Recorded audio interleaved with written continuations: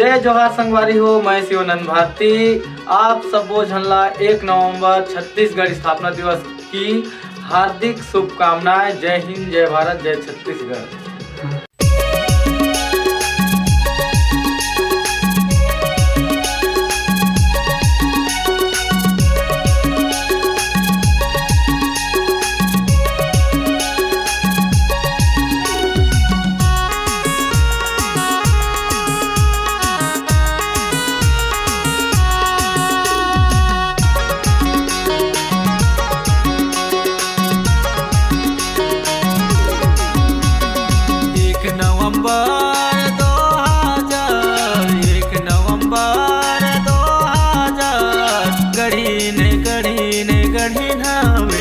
हमर छत्तीसगढ़ गढ़ी ने गढ़ी नावे हमर छत्तीसगढ़ 1 नवंबर 2000 1 नवंबर 2000 गढ़ी ने गढ़ी नावे हमर छत्तीसगढ़ गढ़ी ने गढ़ी नावे हमर छत्तीसगढ़।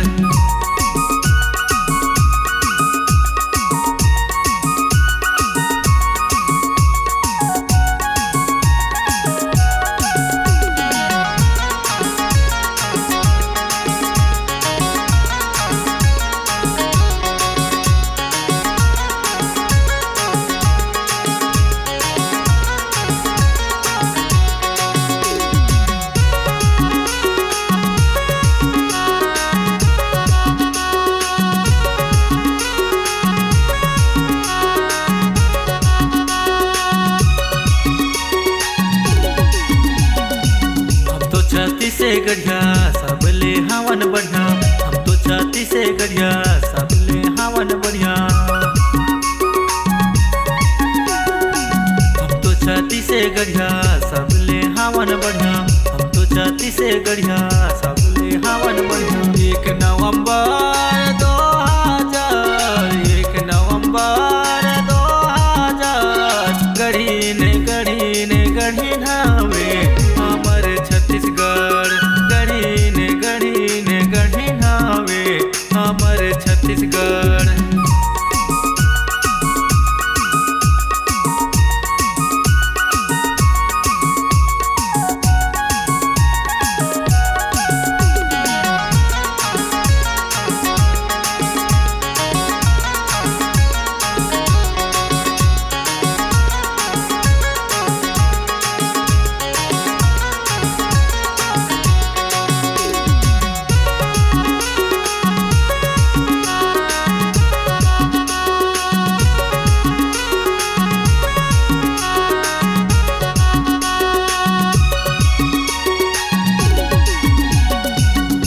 कटोरा कहते हर हवे छत्तीसगढ़, धान के कटोरा कहते हर हवे छत्तीसगढ़।